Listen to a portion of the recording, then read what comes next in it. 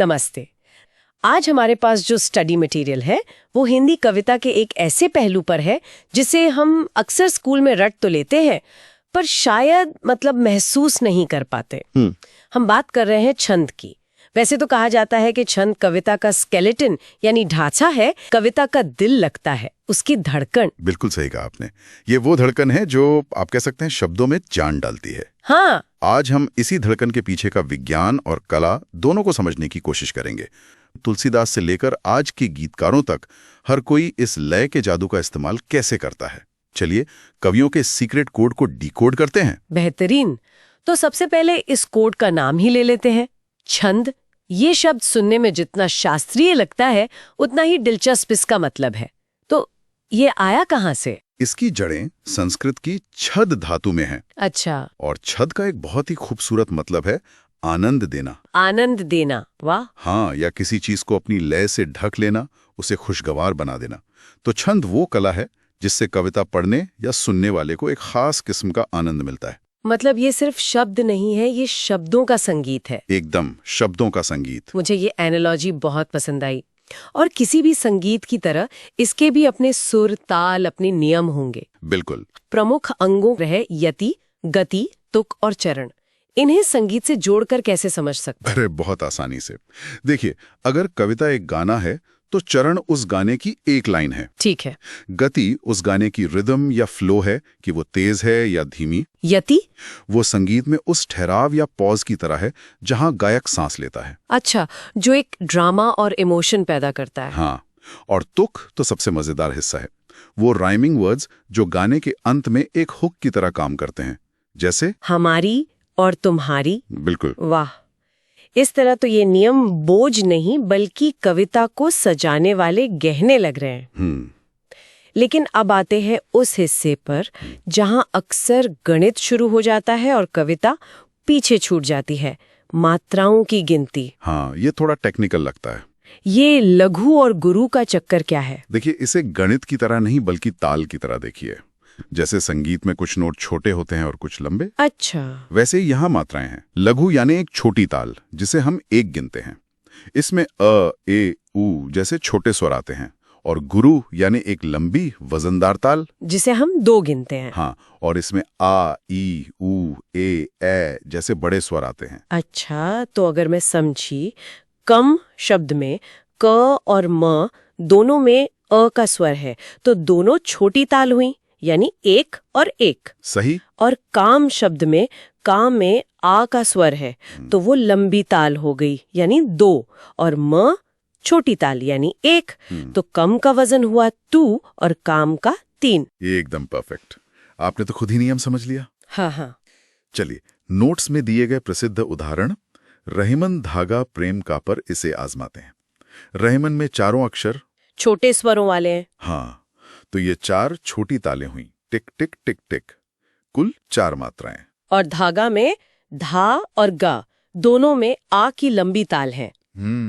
तो ये हुआ टिक टिक टिक टिक, कुल 4 मात्राएं। बिल्कुल। लेकिन प्रेम शब्द थोड़ा ट्रिकी है। प्रेम में ए का स्वर है तो ये गुरु यानी 2 मात्रा का हुआ, और म लघु यानी 1 मात्रा का, कुल 3 मात्राएं। बिल्कुल। और यहाँ एक बहुत जरूरी नियम है जिसे हमारे नोट्स में प्रो टिप कहा गया है। ये ध्यान से समझने वाली बात है। ओके। अगर किसी अक्षर पर जोर पड़ता है, जैसे किसी आधे अक्षर मतलब संयुक्त व्यंजन से पहले आने वाले अक्षर पर, तो वो छोटा होते हुए भी बड़ा यानी गुरु मान लिया जाता है। अच्छा। उसे ज्यादा वजन मिल जाता है। हाँ, जैसे सत्य शब्द में स वैसे तो लघु है लेकिन आधे त से पहले आने की वजह से उसे गुरु गिना जाएगा। ये तो ऐसा हुआ जैसे किसी लाइन में खड़े कमजोर आदमी के ठीक पीछे कोई पहलवान खड़ा हो जाए तो उस कमजोर आदमी को भी ज्यादा अहमियत मिलने लगती है। हाँ, आपकी ये एनालॉजी तो कमाल की है। और बिल्कुल यही होता है। ये नियम लय को संतुलित रखने के लिए बनाए गए। मात्राओं का ये संगीत तो समझ आ गया। ये एक तरह से छंद की इमारत बनाने के लिए ईंटें गिनने जैसा है। पर हर इमारत एक जैसी तो नहीं होती। नहीं। कुछ छोटी, कुछ बड़ी, कुछ अलग डिजाइन की। तो इन मात्राओं को अलग अलग तरीकों से सजाकर छंद के भी कई प्रकार बनाए गए होंगे। हाँ, मुख्य रूप से 3 डिजाइन हैं।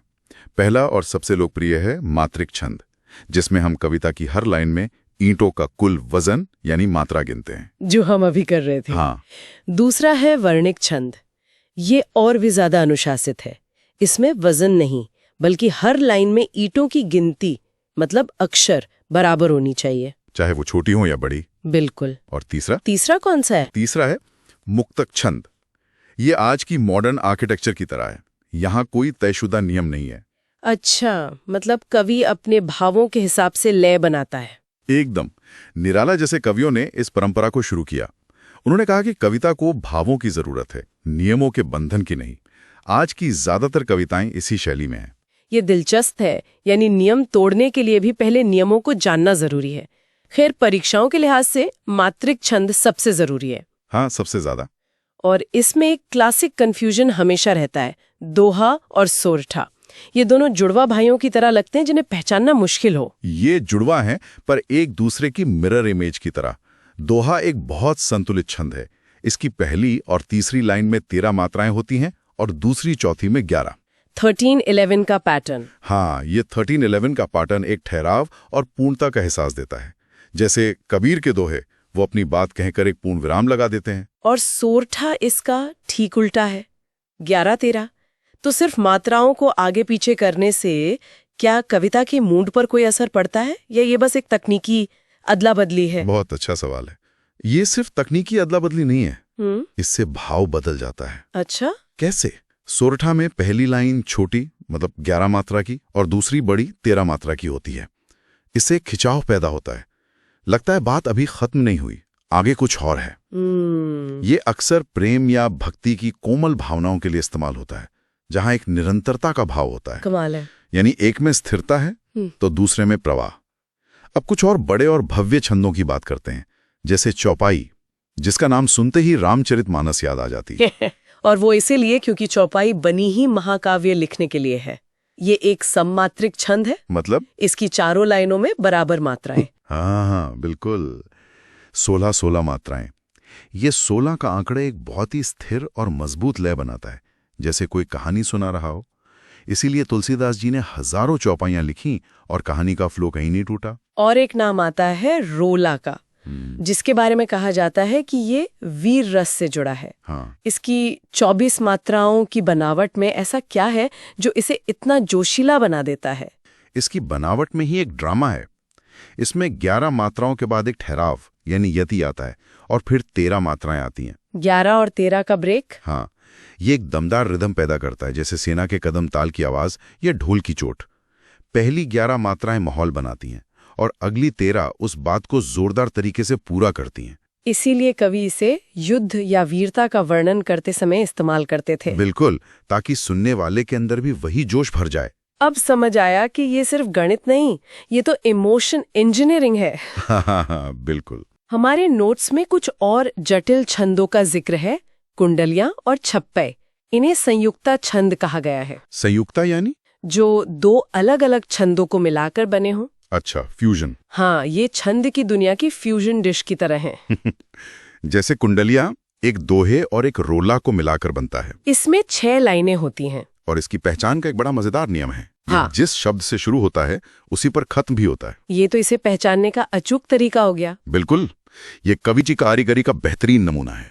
वो एक शब्द से अपनी बात शुरू करता है, उसे दोहे और रोला में विस्तार देता है, और फिर घूमकर उसी शब्द पर अपनी बात खत्म करता है, जैसे एक चक्र पूरा हो गया हो। हाँ, बिल्कुल वैसा ही। अब 2 और छंद हैं जिनके नाम में ही संगीत है, गीतिका और हरि गीतिका। और इनकी बनावट भी वैसी ही है। गीतिका, जैसा नाम से ही जाहिर है, गाने के लिए बना छंद है। इसमें कुल 26 मात्राएं होती हैं, 14 और 12 पर ठहराव के साथ। और हरि गीतिका इससे भी एक कदम आगे है, इसमें 28 मात्राएं हैं। हाँ। मुझे इन दोनों को याद रखने का एक बड़ा अच्छा तरीका सूझा है। गीतिका में 26 मात्राएं हैं और हरि गीतिका में हरि शब्द जुड़ गया, जिसकी खुद 2 मात्राएं होती हैं, ह एक री एक। अरे वाह! तो 26 में हरि की 2 मात्राएं और जोड़ दी तो बन गया 28। हाँ, ये शानदार ट्रिक है। ये आपके नोट्स में दी गई ट्रिक से भी बेहतर और ज्यादा लॉजिकल है। शुक्रिया। हरि के जुड़ने से छंद और भव्य हो गया और उसकी मात्राएं भी 2 बढ़ गईं। इसे ही कहते हैं कॉन्सेप्ट को समझना, रटना नहीं। चलिए अब जरा मात्रिक छंद की दुनिया से निकलकर वर्णिक छंद की तरफ चलते हैं। यहाँ नियम बदल जाता है। अब हम ईंटों का वजन नहीं, उनकी गिनती करेंगे। ये ज्यादा मुश्किल लगता है। ये ज्यादा सख्त अनुशासन वाला रास्ता है। इसमें कवि को हर लाइन में बराबर संख्या में अक्षर रखने होते हैं, जैसे मंदाक्रांता छंद। मंदाक्रांता। हाँ, इसमें 17 अक्षर होते हैं। इसका नाम ही है मंद आक्रांता, यानी धीरे धीरे चलने वाला। इसकी लय बहुत धीमी, गंभीर और उदास होती है। अच्छा, का इस्तेमाल किया था। यानी यह छंद का चुनाव ही कविता का आधा मूड सेट कर देता है। बिल्कुल।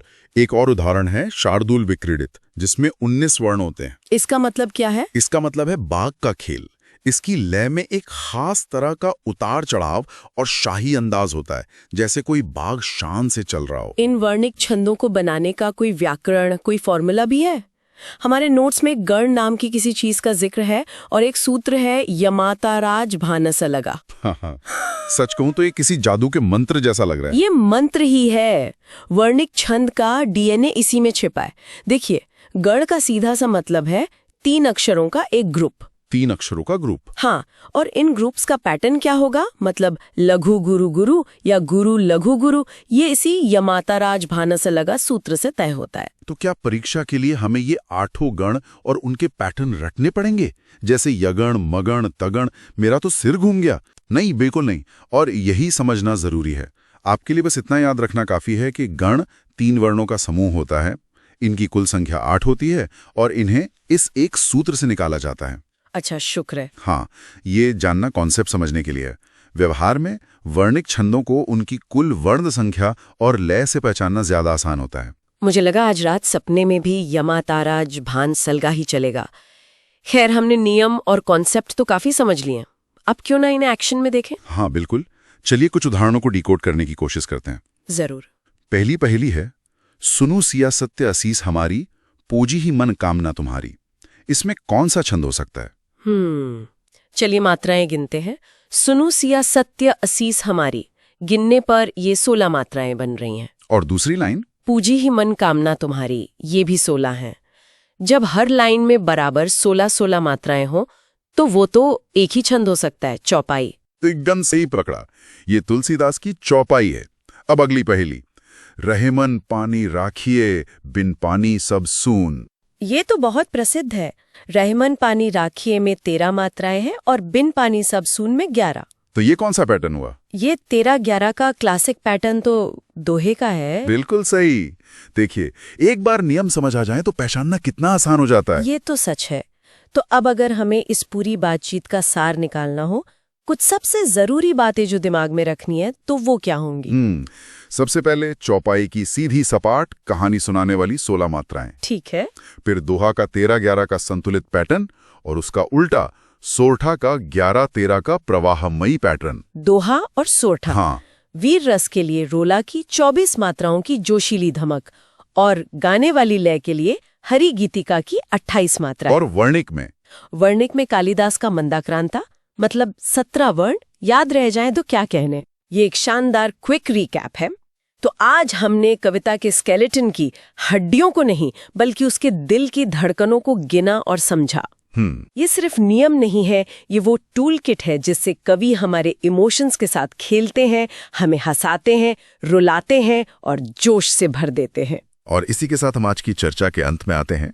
उम्मीद है छंद अब आपके लिए कोई डरावना विषय नहीं बल्कि कविता को और गहराई से सराहने का एक नया नजरिया होगा। बिल्कुल। ये चर्चा अगर आपको पसंद आई तो स्टडी सदन ऑफिशियल को फॉलो और सब्सक्राइब करना न भूलें ताकि आप ऐसी कोई भी जानकारी मिस न करें। हाँ, ये जरूरी है। और हाँ, कमेंट में हमें जरूर बताएं कि अगली बार आप किस विषय के रहस्य को हमारे साथ डिकोड करना चाहेंगे। और जाते जाते एक सवाल छोड़कर जाता हूँ। अच्छा। हमने बात की कि निराला जैसे कवियों ने नियमों को तोड़ा और मुक्तक छंद को जन्म दिया, पर क्या आपको लगता है कि कोई नियम तोड़े बिना भी महान कविता लिखी जा सकती है, या फिर कला की सबसे बड़ी खूबसूरती नियमों को अपनी मर्जी से तोड़ने या मोड़ने में ही है? ये तो सोचने वाली बात है। इस पर सोचिएगा जरूर।